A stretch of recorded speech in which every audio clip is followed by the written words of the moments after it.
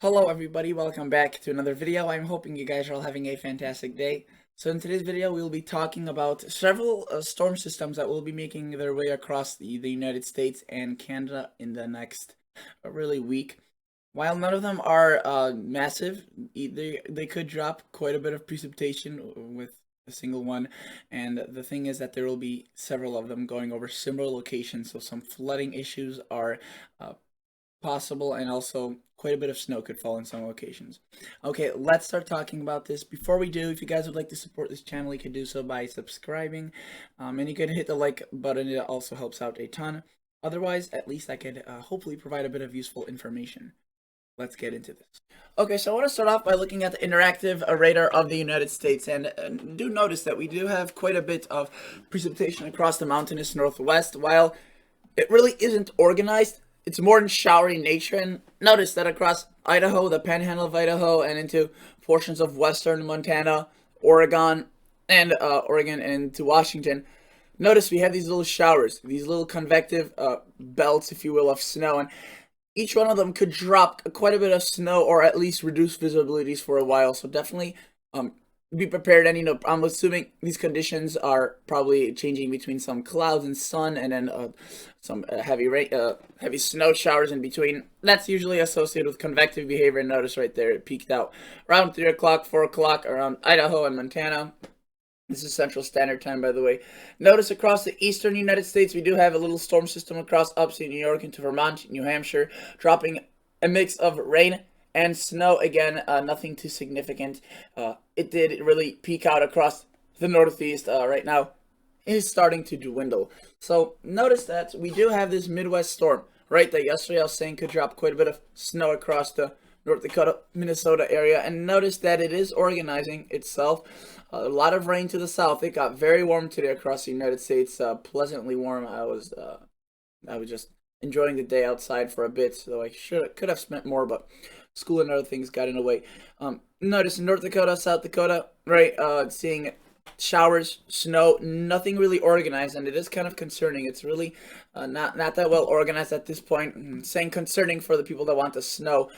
However, this is assuming the RAP model, and you can see that it takes this system right through most of North Dakota, Minnesota, northern Wisconsin, and by today, really, this is already 6 p.m., right? 6, 7, 8, 9. By the time midnight comes, it's pretty much out of the North Dakota, South Dakota area, so this thing is taking its sweet old time to develop, and it's not really doing it in the best fashion.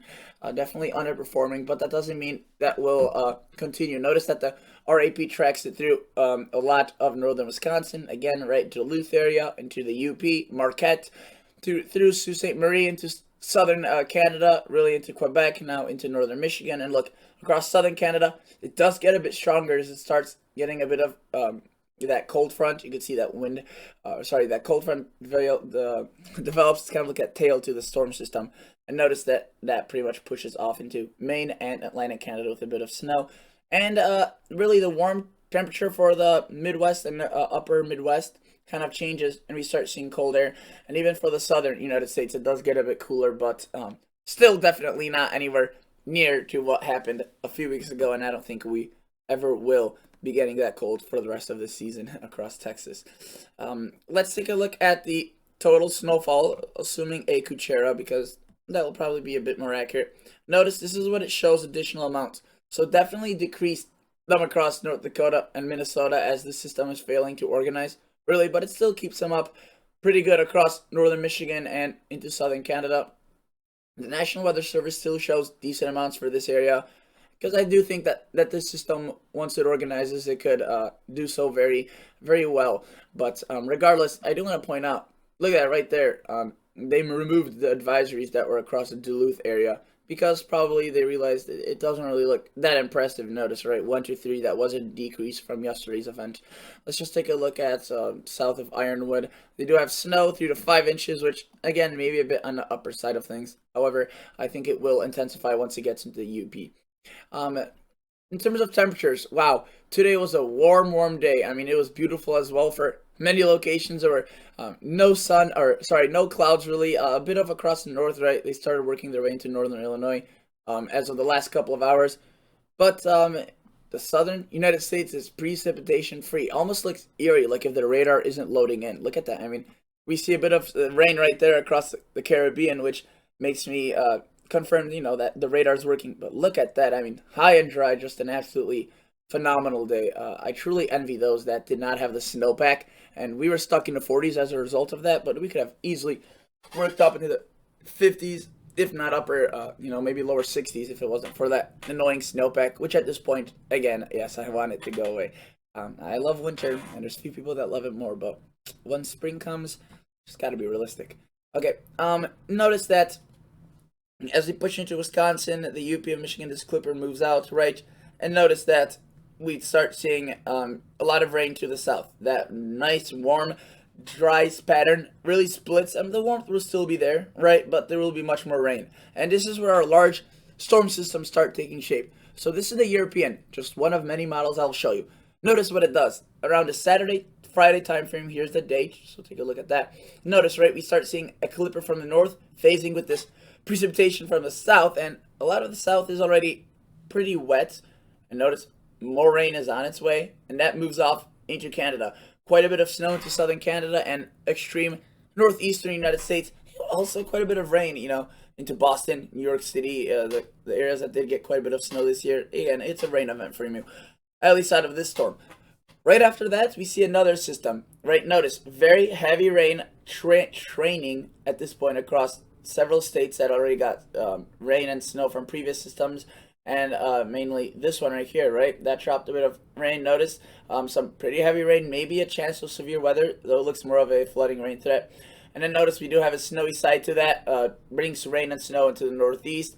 Definitely something to watch for. Southern Canada probably seems to get the most out of that, but even rain gets as far north as Toronto, so definitely something we'll have to watch for, as this could kind of still track further south or north. And the models don't really agree on this, but look at that. The European just takes this cold front, right, and look at, say, southeastern Tennessee, just stalls it out there for several days. And of course, there's a really strong clipper. There's some precipitation. These two combine, and they form actually some sort of a nor'easter, and you can see the European shows that, and it bombs away off the coast. I do want to say that is not the first time the European is showing that system. This was yesterday, or this was the model run prior to the one I showed you, so the second oldest one, and our second newest. And notice, right, this is what we have. First system, second system, you can see already a different orientation compared to the previous, or the newer model run that I just showed you. And then look at that. This is yesterday's model run. Lots of rain, and look, it just developed a honking beast off the northeast coast. Definitely impressive if that were to happen, which isn't unlikely, or sorry, which isn't impossible, which isn't impossible, but it's unlikely, I would say. Take a look at the total accumulated precipitation, assuming the newer model run, right? A lot of these locations are wet already, and look, here's our first storm system. Some locations, northern Alabama, Georgia could see up to an inch and a half. Notice we put this forward and more systems, and it's kind of limited just to the southeast. You can see, pretty good amounts of rain up towards the north. Nothing too significant. But look at that right there, 6, 7, 8 inches. My goodness, that's quite a bit, and extends into the northeast. If we were to take a look at the GFS, right, this is a pretty good model, though I wouldn't say it's the best. Definitely worse than the European and the GFS parallel. Right, look at that. First storm system, second storm system. This is in terms of rain.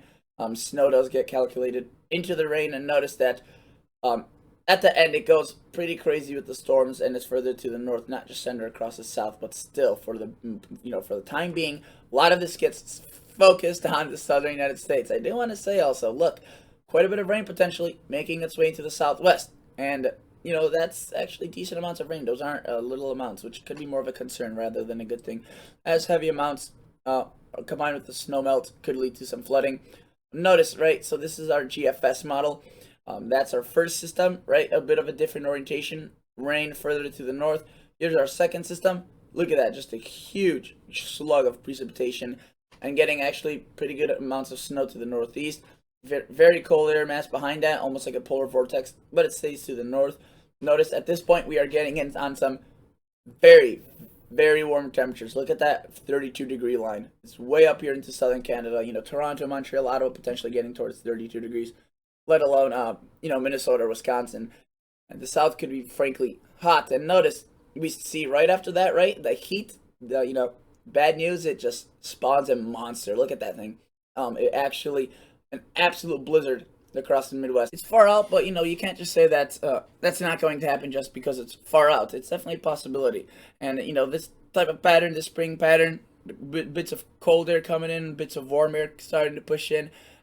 We get these type of storms, and look at that. That's a scary looking system, honestly. And then look, as soon as you think that's over, we still see potentially more snow chances, and definitely a warming pattern. It looks as if March will be warm, and honestly, I'm just delighted to see that. I know that a lot of folks don't like, still like some winter.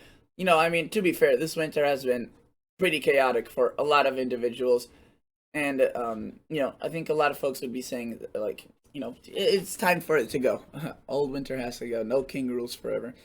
I do want to mention very cold air to the north, especially if a system manages to drag some of that to the south. Look at what could get into the northeast. Even New York City. Look at that during the morning hours of Tuesday, the 2nd of March. So it's still a bit away, right? But look at that. Signs of some very cold air. Boston getting towards -2 degrees. Not impossible. And as we launches forward, notice that at this point, the snowpack is mainly eaten away from the United States. We start getting some 50s, some 40s. Nebraska, Kansas, 60 degrees. Honestly, I'm looking at this and I'm really enjoying myself. 60, 70. Very nice warm conditions. Look at that 32-degree line way up here across Hudson Bay and into James Bay. And then look at that contrast, very sharp contrast of cold temperatures. And that just tells you that, look at that. Portion of Minnesota were in the 50s and 60s, and then 2 days after that blizzard, look at that, look how cold it gets. You can see that blizzard spinning away right there.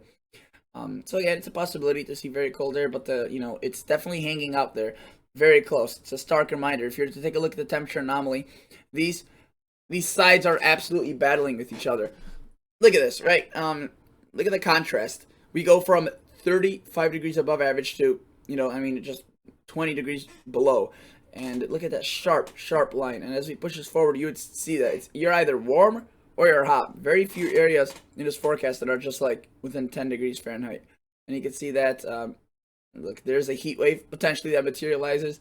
Look at all that warmth right there. That is quite ridiculous. And as we push that forward, another very cold air mass pushes, say, into Seattle, the northwest. So changeable pattern. It is dangerous for these large systems, or favorable if you like them, which honestly, if I'm on a rainy side, they're pretty cool. Even on a snowy side, I would take a spring snowstorm, but just a prolonged cold pattern, I'm not really down for that. Okay, so this is why I think the best model that has the best handle on this, the GFS parallel. Notice, right, there's our little clipper today, pushes off into the northeast. Notice, I do want to say that these little guys, they look small and pathetic on a map like this. When you're under this, it will feel like a pretty large system, and obviously, and you could still get up to 6-7 inches. So when you see a system like the GFS showed with that massive blizzard, yeah, you don't want to be under that, right? Under something like that, you might be under, might want to be under that, but even that has its impacts. Okay, so here's our first system, right? Lots of rain, and combining with that energy from the north and northeast, southeast getting rain. This is into this weekend. Here's our second system closely behind. Giant slug of moisture falling into the Ohio Valley, and look at that as it takes down a polar vortex high with it. The system earlier was thought to develop into some sort of a beast, like a cyclone. Again, not really looking at that still, though. Very windy, and some snow showers as well. Notice as we push that away, quickly followed up by a huge surge of heat. Lots of rain to the south again, and look across similar locations. The GFS parallel shows it. Notice what we do start seeing in the longer range are these little systems, or potentially big ones, that are kind of wrapped around. These could be dangerous as they could quickly intensify, and the GFS parallel does show a widespread large system that it looks as if it's absolutely whipped apart. But it's not as strong, but it definitely could become more of a tighter lock system like the GFS operation was showing. And look at that. If this were to happen across the United States, this is possible. Look, warm pattern, right? 50s, 60s. and then boom, Chicago, Wisconsin, Iowa, Michigan just get absolutely hammered by snow and into the Northeast. That's not unlike impossible. It's happened every spring, and it probably will happen this spring to some cities. I can't really show you how much snow will fall out of that system. Again, it would be silly to look at the amounts maybe just for the fun of it. But look, this is what it shows in the next 240 hours. Not bad amounts, especially into southern Canada, but again, this could quickly change if, one of these systems gets a bit more colder and dumps a bit more snow.